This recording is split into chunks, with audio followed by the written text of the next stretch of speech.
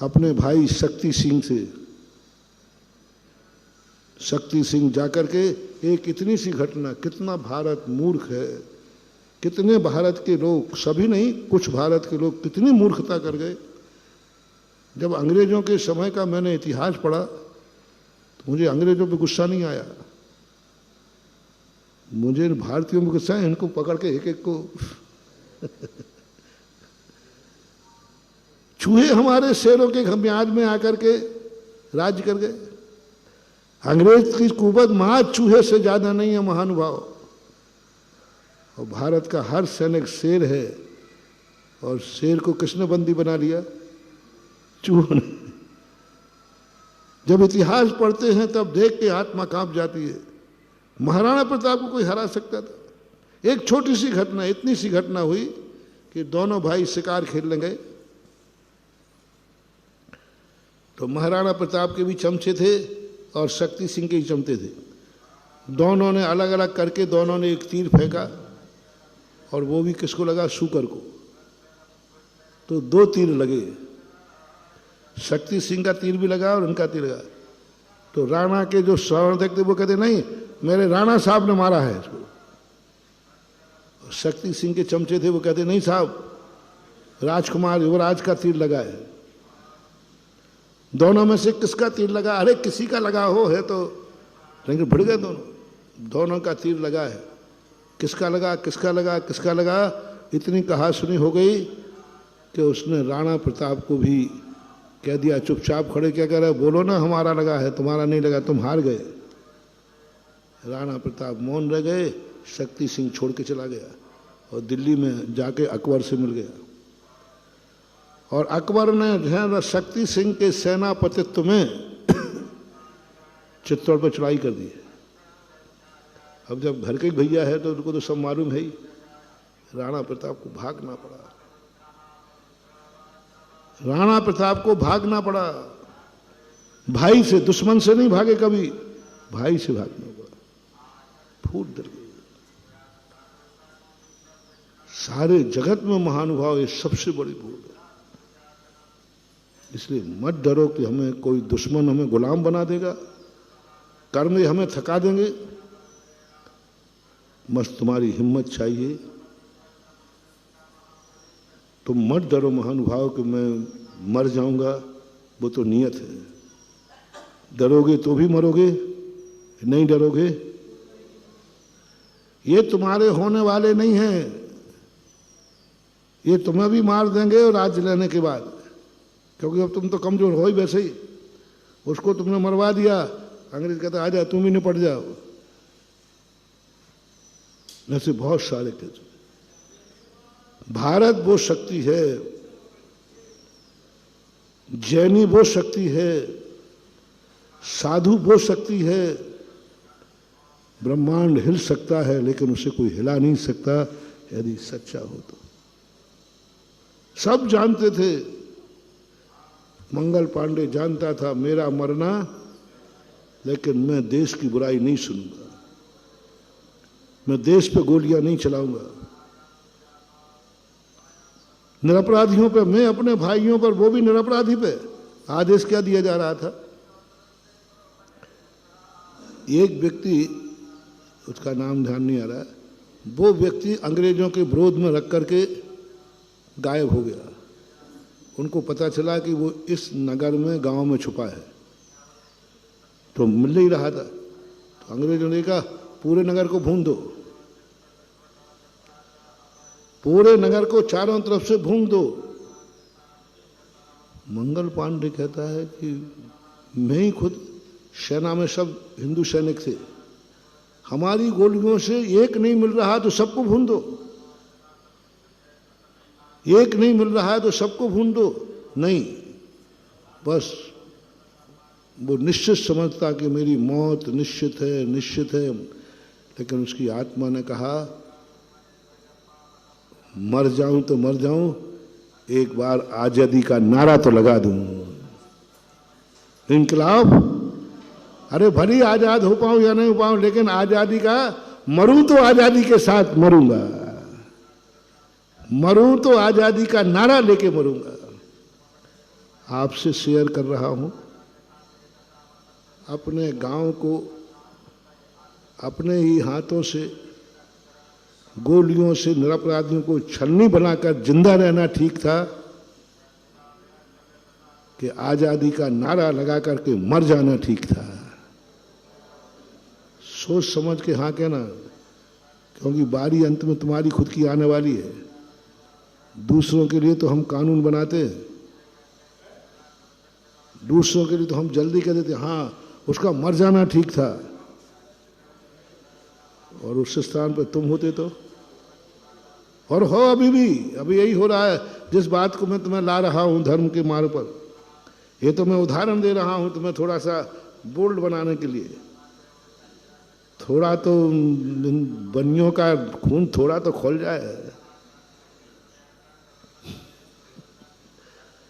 तो दूसरे की कहानी पर अपना खून खोल जाता है और स्वयं की जिंदगी पे आता है तो अपना खून क्या होता है? ठंडा। हमें खोलता है, बहुत अच्छा किया। और अनिल पांडे ने एक ही बात सोची, आजादी का नारा लगाकर मरना ठीक है, गुलामियत में 100 साल जिंदा रहने से भी कोई मतलब नहीं। वो भी ऑफिसर था, वो मंगल पांडे कमांडो था, ऑफिसर था वो, उसके हाथ में सेना थी। जैसे उसने इंकलाब जिंदाबाद नारा लगाया, लाइन में खड़े थे सब पुलिस वाले, सैनिक सब लाइन में खड़े थे। बस निकला, 7 कदम नहीं चल पाया, मार दिया।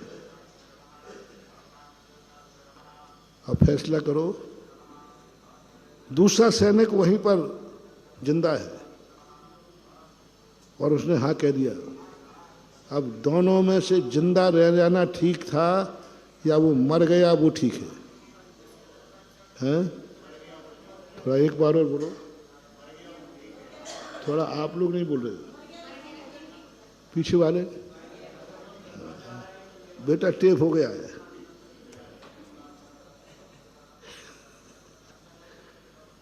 यही तो चाहिए महानुभाव।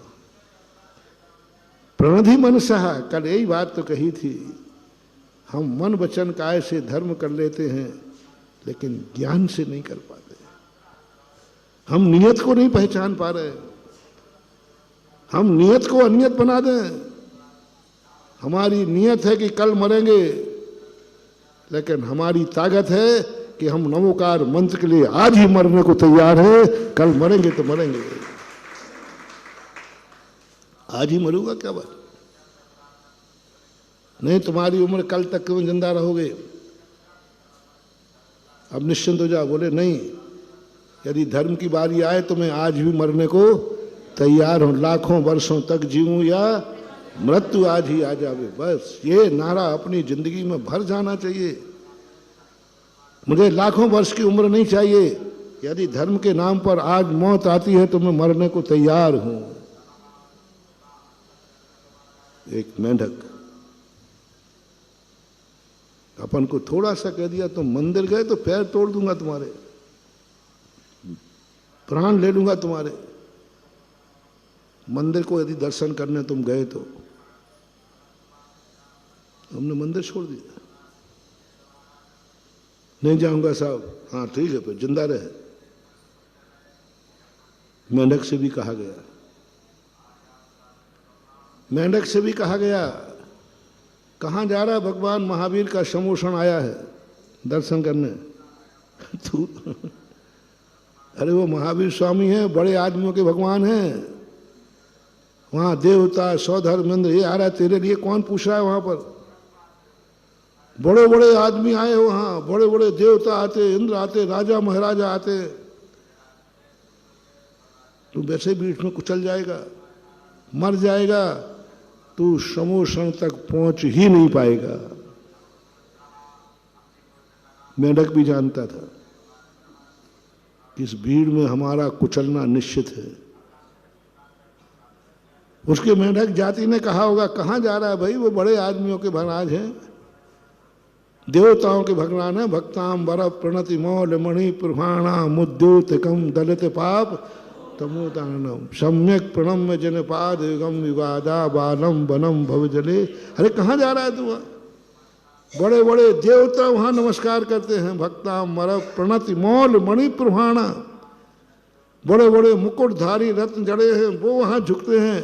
तेरी वहां क्या कीमत है? तुझे कौन बोल रहा कौन सा मुकुट है तेरे पास? वो महावीर हैं। वहां भीड़ तो देख कितनी है। मेंढक कहता मैं सब समझ रहा हूं, मैं सब जान रहा हूं, क्योंकि मैं महावीर को जानता हूं कि महावीर के दरबार में बड़े आदमियों को भी शरण है तो पशुओं को भी स्थान है। दुनिया में पहला भगवान है जैनियों का। सारे दुनिया के भगवानों ने मनुष्यों को उपदेश दिया। शास्त्र पढ़ने का अधिकार मनुष्यों को, मनुष्यों में भी उच्च गोत्री को। उच्च गोत्री में फलानी जाति को वर्ण को ही पढ़ेगा, नीच जाति वाले नहीं पढ़ सकते। उन्होंने भेद कर दिया, उपदेश नहीं देते। नहीं, तुम उपदेश के पात्र नहीं हो। एकलव्य को निकाला। एकलव्य को उपदेश क्यों नहीं दिया गया? एकलव्य पढ़ने गया था पांडवों के साथ में। कौरव पांडव के जब सुना कि गुरु द्रोणाचार्य बहुत ज्ञानी हैं तो एकलव्य भी पढ़ने के लिए गया।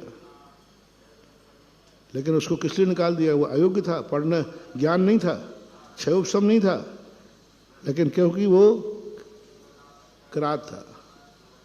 नहीं, यहाँ राजघराने के लोग पढ़ते हैं, यहाँ राजकुमार पढ़ते हैं। तेरा घराना राजघराना नहीं है, तुझे उपदेश नहीं दिया जाएगा। भगवान महावीर या जैनेन्द्र देव हुए हैं जिनमें 12 सभाओं में पशुओं की भी एक सभा है। किसी दर्शन में पशुओं को उपदेश नहीं दिया गया। जैन दर्शन में पशुओं को बराबर सभा बनाई गई और मनुष्यों की सभा में कोई नीच ऊंच का भेद। मनुष्यों की एक सभा बनाई गई। चक्रवर्ती भी वहीं बैठेगा और चक्रवर्ती के घर में झाड़ू लगाने वाला भी नहीं, चक्रवर्ती का थोड़ा ऊंचा और झाड़ू नहीं, वहीं बैठेगा सब। एक सभा है, कोई गोत्र नहीं, कोई नीच ऊंच नहीं, कुछ नहीं। महावीर स्वामी की सर्वोदयी सभा इसलिए कहलाती थी कि वहां सभा में सब राजा और रंक एक है, सब एक सभा में बैठते थे। त्रियंच में शेर और चूहा एक सभा में बैठेंगे, कोई बीच में पार्टीशन नहीं। महिमा यही थी। मेंढक कहता है आप लोग कह रहे हो कि महावीर बड़े आदमियों का है, मैं तो ये कह रहा हूं जितना महावीर बड़े आदमियों का है उतना ही छोटे आदमी का है। जैन दर्शन एक ऐसा है जहां भगवान के दरबार में मोती भी गज मोती चढ़ाओ तो कम है। रिपीट करो, गज मोती चढ़ाओ, और दूसरा मक्के के दाने चढ़ाए तो भी बहुत है। मक्के के दाने चढ़ाओ तो भी बहुत हैं और गज मोती चढ़ाओ तो भी कम है। ये है जैन दर्शन। महान आत्मा। सब कह रहे हैं भैया अपन को नहीं जाना, वो तो बड़े बड़े लोग जा रहे हैं, वहां देवता जा रहा है, राजा महाराजा जा रहे हैं, हाथी घोड़ा, अपनी वहां कौन पूछ रहा है, और भीड़ में कुचल के मर और जाएंगे। ये सोच लेते, सभी लोग सोचते। यही सोचा था सुदामा ने कृष्ण के संबंध में। जब सारे लोगों ने कहा, पत्नी ने कहा देखो तुम इतने संकट में हो, इतनी विपदा में हो, तुम्हारा मित्र है, इतना बड़ा आदमी है, विपत्ति काल में मित्र का सहयोग लो, मित्र को सहारा लो, मित्र के पास चले जाओ। सुदामा हंसते हैं, बोले तू पागल है, आजकल कन्हैया बहुत बड़ा आदमी हो गया है, कन्हैया क्या हो गया है? बहुत बड़ा आदमी हो गया। तू समझ रहे कि बचपन का कन्हैया है, यशोदा मैया का कन्हैया है? नहीं, अब वो द्वारका का कन्हैया है, द्वारकाधीश नारायण त्रिखंडाधिपति। वहां क्यों भेज रही है? मेरा अपमान होगा, वहां कोई नहीं पूछेगा, कोई नहीं पूछने वाला वहां। और मैंने ये और कह दिया कि मैं कृष्ण जी का मित्र हूं, तो द्वारपाल ही हमें निपटा देंगे, द्वारपाल ही निपटा देंगे मुझे। वहां क्या करेंगे? जाने को तैयार नहीं। क्यों भेज रही है? बेइज्जती कराने के लिए।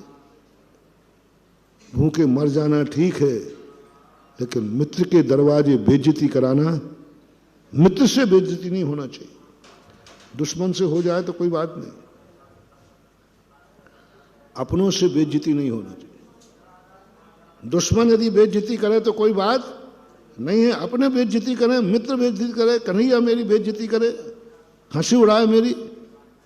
क्योंकि दुनिया की नीति है कि बड़े होने के बाद दुनिया दुनिया को भूल जाती है। संसार का नियम है,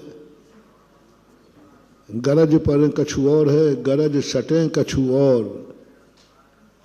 जब व्यक्ति बड़ा हो जाता है तो बेटा बाप को भी छोड़ देता है,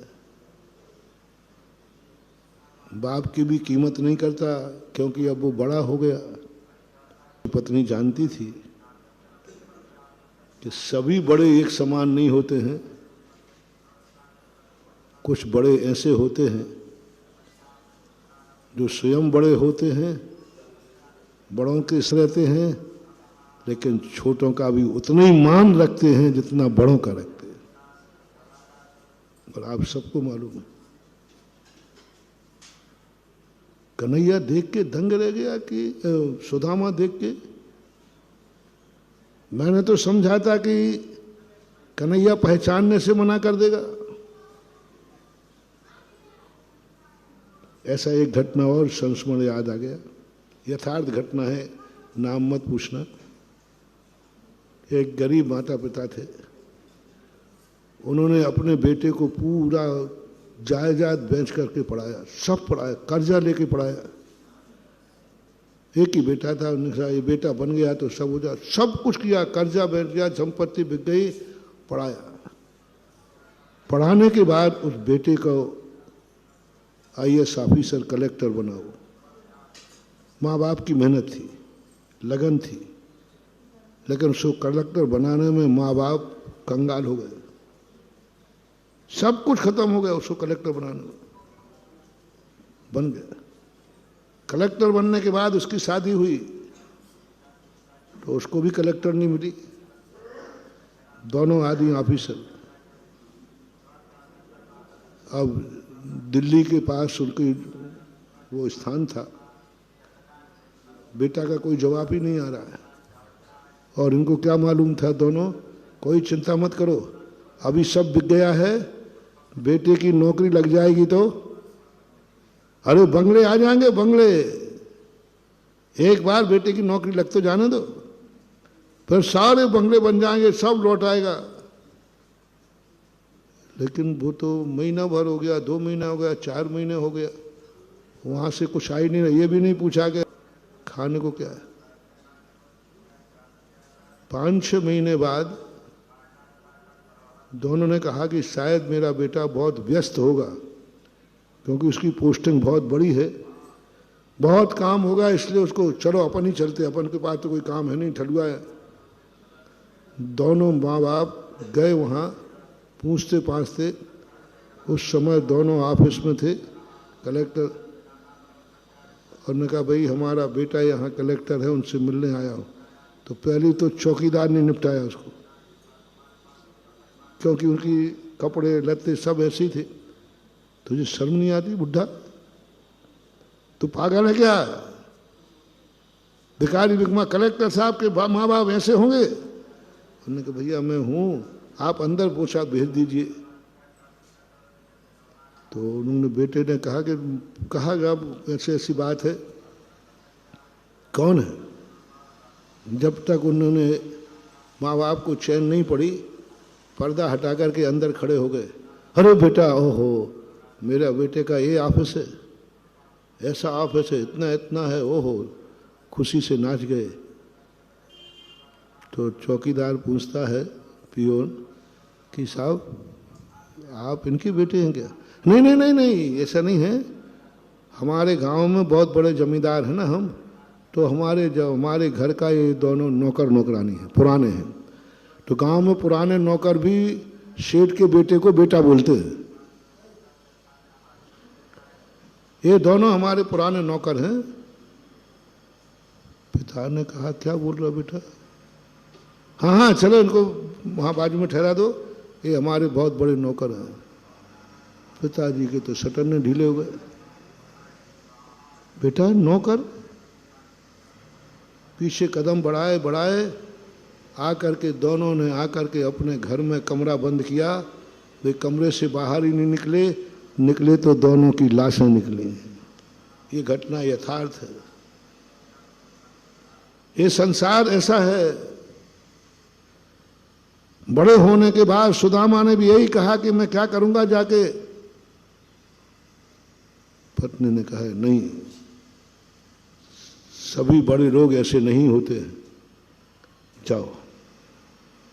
देखकर सुदामा ने कहा कृष्ण कन्हैया द्वारकाधीश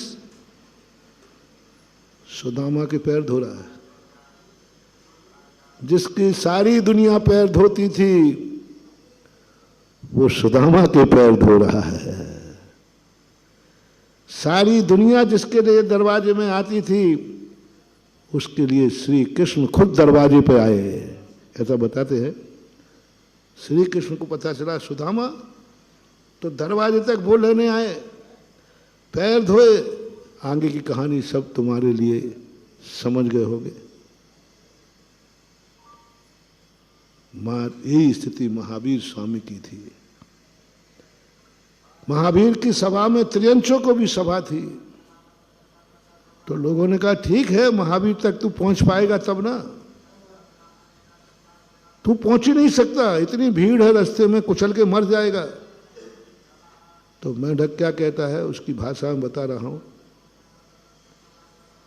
कि मैं समोषण में दर्शन करने तो जाऊंगा, भली दर्शन नहीं मिले, एक कदम बढ़ा पाऊं, लेकिन मंदिर को कदम बढ़ाते हुए मरना श्रेष्ठ है। और मौत के डर से मैं मंदिर छोड़ दूं। मेरे राजगृह में, मेरे पर्वत पर मैं कितना भाग्यशाली हूं। जिस पर्वत पर मेरा जन्म हुआ उस पर्वत पर महावीर स्वामी स्वयं पधारे। मेरा जन्म हुआ, मैं इसी पर्वत पे हूं, मेंढक वहीं जन्मा था। और महावीर स्वामी आए यहां पर, और मैं मौत के डर के कारण से इसको छोड़ दूं? नहीं, एक कदम बढ़ाऊंगा, चाहे भली पहले कदम पर मैं मर जाऊंगा, लेकिन बढ़ाऊंगा। मर भी गया, दर्शन नहीं हो पाया, लेकिन मरकर कहाँ गया? स्वर्ग। आज तक उसकी कथा अमर है। और एक मेंढक का नाम साधु के मुंह से निकल रहा है। विशेषता देखो, साधु आज उनकी कथा हजारों साल हो गए। मेंढक का नाम शास्त्रों में लिखा। मात एक प्रणधि मनशाह, संकल्पित मन, दृढ़ संकल्पित मन। 10 चुन लिया है पथ जो मैंने, मैं उसी पथ पर चलूंगा। दे दिया सर्वस्व जिसको, अब न मैं उसको छलूंगा। खो दिया इस पार पर उस पार मैं पाके रहूंगा। चुन लिया है पथ जो मैंने।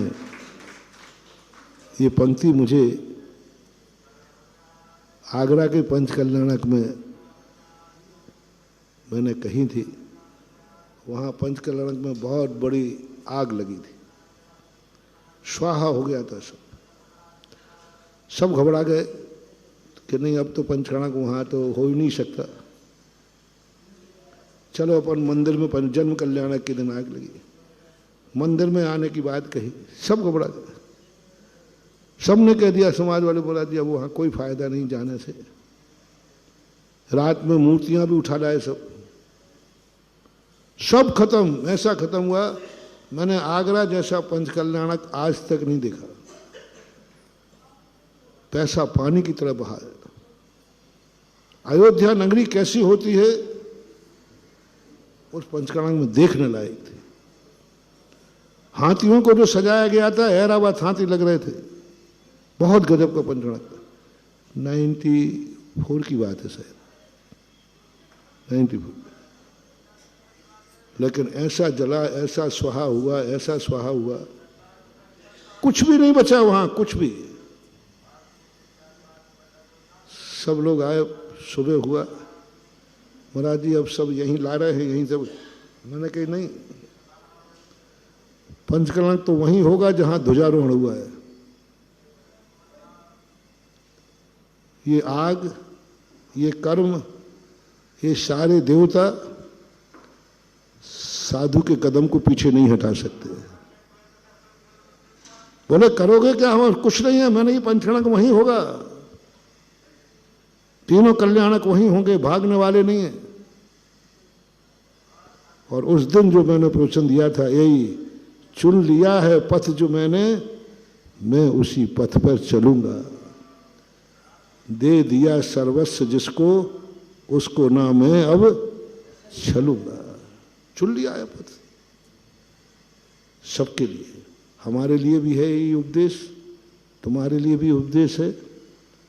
प्रणधि मनसा, संकल्पित मन, पथ चुन लिया है।